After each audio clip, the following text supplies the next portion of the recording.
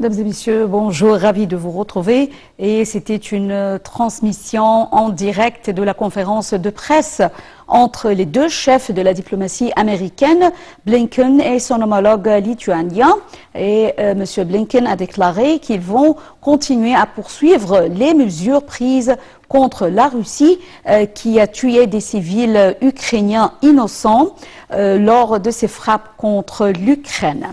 Et commençons l'émission d'aujourd'hui de notre programme Midi au Caire avec le gouvernement égyptien qui poursuit son soutien aux touristes ukrainiens qui n'ont pas pu regagner leur pays à cause du déclenchement de la guerre avec la Russie. Selon le porte-parole du Conseil des ministres, l'ambassadeur Nader Saad, l'Égypte a renouvelé le séjour des touristes ukrainiens dans les hôtels égyptiens et s'est chargé des frais de leur résidence. D'autre part, la compagnie nationale Egypt Air organise des vols gratuits pour transporter ces touristes jusqu'à présent. 4000 touristes ukrainiens sont déjà transportés vers des pays voisins de l'Ukraine. L'ambassade égyptienne à Bucarest a annoncé que le second avion devant rapatrier les Égyptiens qui avaient traversé les frontières ukrainiennes vers la Roumanie avait décollé après minuit. L'ambassade a appelé les Égyptiens qui n'avaient pas encore enregistré leur nom et qui voulaient rejoindre cet avion de se diriger immédiatement vers l'ambassade. L'ambassade égyptienne en Roumanie a indiqué qu'un test PCR ou un pass sanitaire ne serait pas obligatoire pour monter à bord de cet avion, affirmant que toutes les mesures nécessaires seront prises à l'aéroport du Caire.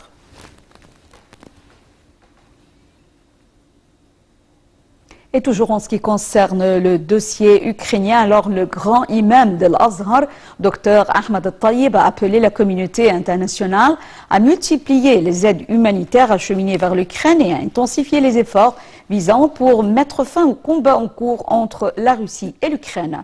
Dr Ahmad al-Tayyib a dénoncé en langue ukrainienne sur son compte officiel sur les sites de réseaux sociaux les scènes de terreur en Ukraine, les considérant comme une véritable épreuve pour toute l'humanité. Le grand imam avait appelé la Russie et l'Ukraine au début de la crise à faire preuve de retenue et avait demandé aux dirigeants du monde et aux institutions internationales de soutenir les solutions pacifiques pour mettre fin au conflit entre les deux pays voisins.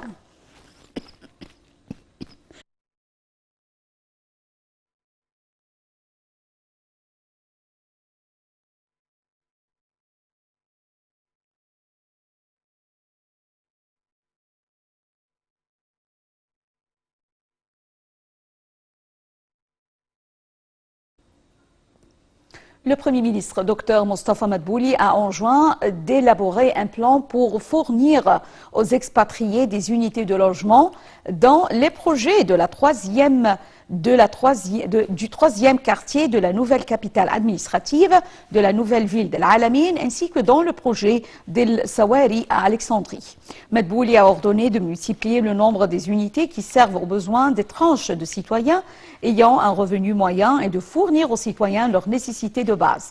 Entre-temps, le ministre de l'Habitat, Asim El-Ghazar, a souligné que le ministère étudie d'ouvrir la voie aux expatriés désirant acheter des ou administratives dans le triangle de Maspero et des unités résidentielles dans le projet Le Foyer de la Nation.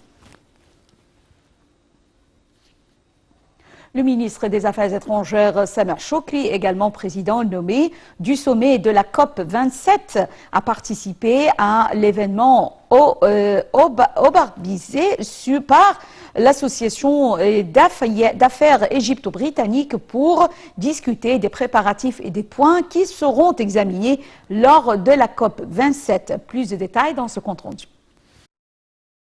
Le ministre des Affaires étrangères, Sameh Shoukry, également président nommé de la 27e session de la conférence des parties à la Convention cadre des Nations Unies sur les changements climatiques COP27, a souligné que la lutte contre le changement climatique n'est plus la responsabilité des seuls gouvernements, mais que les différentes parties doivent contribuer à cet égard, y compris le monde des affaires, qui peut jouer un rôle important en soutenant la transition de l'Égypte vers une économie verte et la coopération dans le domaine des énergies renouvelables.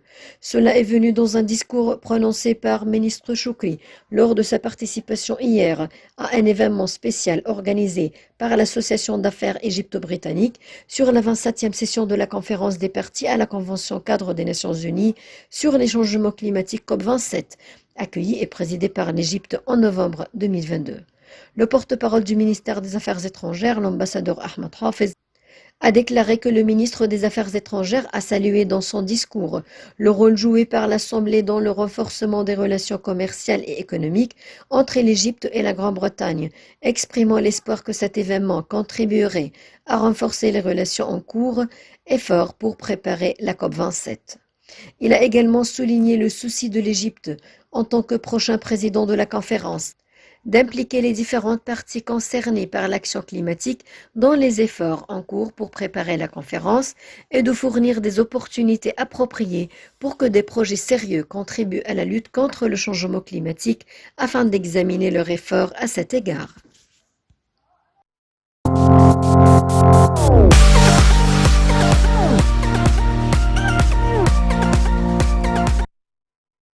Et passons au dossier économique. Alors, lancement de la stratégie conjointe entre l'Égypte et la Banque européenne pour la reconstruction et le développement pour la période 2022-2027.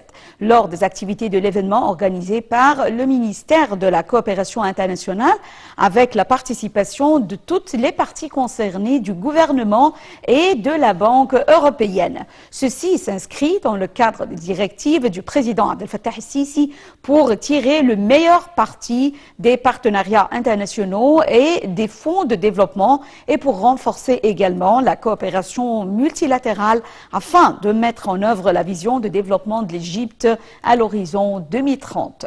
Plus de détails dans ce commentaire. Dans le cadre des directives du président Abdel Fattah el-Sisi pour tirer le meilleur parti des partenariats internationaux et des fonds de développement et pour renforcer la coopération multilatérale afin de mettre en œuvre la vision de développement de l'Égypte à l'horizon 2030, la ministre de la Coopération internationale, Dr Rania El-Machot, a annoncé le lancement de la stratégie conjointe entre l'Égypte et la Banque européenne pour la reconstruction et le développement pour la période 2022-2027. Lors des activités de l'événement organisé par le ministère de la Coopération internationale, avec la participation de toutes les parties concernées du gouvernement, de la Banque européenne pour la reconstruction et le développement, du secteur privé, de représentants du Parlement et de la société civile. La cérémonie de lancement s'est déroulée en présence des ministres des Affaires étrangères, de l'électricité, du pétrole, du tourisme, de l'environnement, des transports, de l'industrie et de la délégation de la Banque européenne pour la reconstruction et le développement, conduite par M. Mark Bowman, vice-président de la Banque pour les politiques et les partenariats.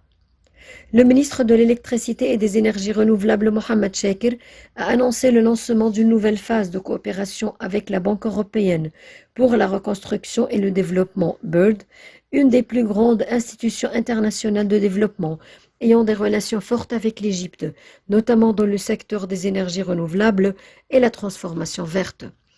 Dans son allocution, M. Shakir a dit qu'on entame une nouvelle phase de coopération avec la BIRD concernant l'orientation de l'Égypte vers la production de l'hydrogène vert en signant un mémorandum d'entente avec la BIRD pour fournir un financement nécessaire pour les travaux de consultation afin d'élaborer la stratégie nationale de l'hydrogène. Il a exprimé l'espoir de continuer ce partenariat avec la BIRD et avec tous les partenaires du développement pour relancer les efforts de l'État dans le domaine des énergies renouvelables, saluant le rôle joué par le ministère de la Coopération internationale pour faciliter cette coopération avec tous les partenaires concernés et la coordination avec le ministère du pétrole et des ressources minérales pour œuvrer ensemble dans le domaine de l'hydrogène en particulier et dans les divers domaines énergétiques en général.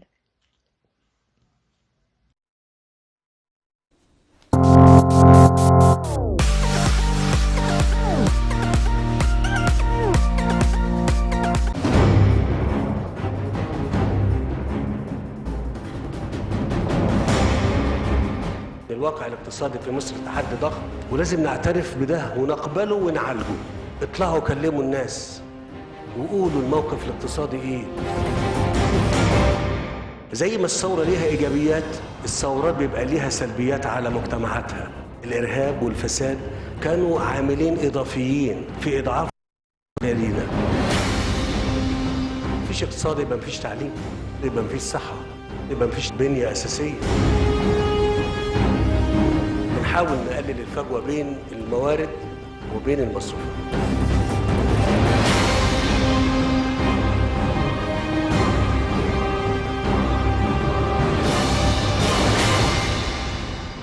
كل القرارات الصعبة أنا لن أتردد ثانية إن أنا أخدها. لو هنعمل حاجة قبل ما هنعملها هنقول لكم عليها وانتوا هتقفوا جنبي. الأمانة اللي انتم حملتوهاني تجاه الوطن مش بس انتوا اللي هتحاسبوني عليها، اللي هيحاسبني عليها ربنا قبلكم ثم التاريخ.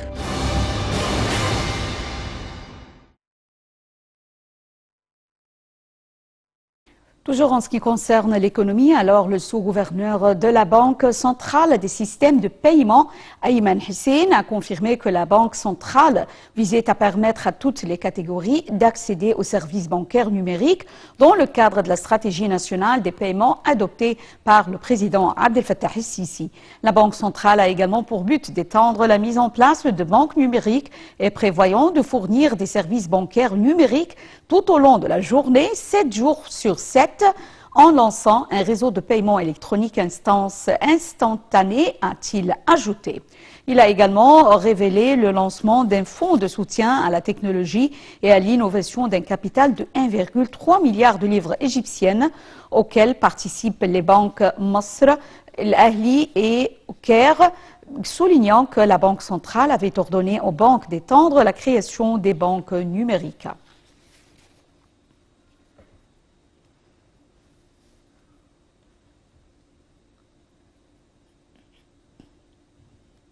Le ministre d'État pour la production militaire, Mohamed Ahmed Moursi, a inspecté hier le pavillon du ministère du Salon mondial de la Défense World Defense Show, WDS, qui se tient en Arabie Saoudite du 6 au 9 mars, courant sous le parrainage du roi Salman bin Abdelaziz Al Saoud. Selon un communiqué, le ministère participe au salon en exposant de divers modèles de ses produits militaires, notamment des armes, des munitions et des équipements.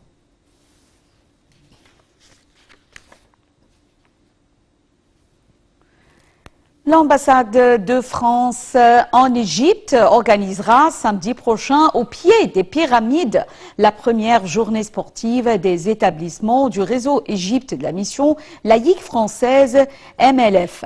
Plus de 300 élèves des établissements français du réseau du MIF vont se retrouver autour des valeurs du sport et de l'olympisme à travers la solidarité, le partage, la persévérance ou encore le respect des autres et de soi-même, a indiqué l'ambassade dans un communiqué.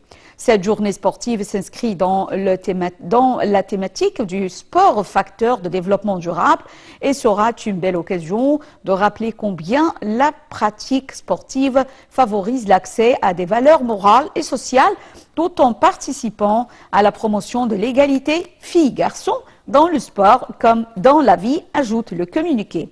La mission laïque française, rappelle-t-on, est une association à but non lucratif française créée en 1902 et reconnue d'utilité publique en 1907, qui a pour objet la diffusion de la langue, de la culture française dans le monde. C'est ainsi avec cette nouvelle que nous arrivons à la fin de cette émission de notre programme quotidien Midi au Caire. Merci pour votre fidélité à Night TV International et restez avec nous. Bonne journée.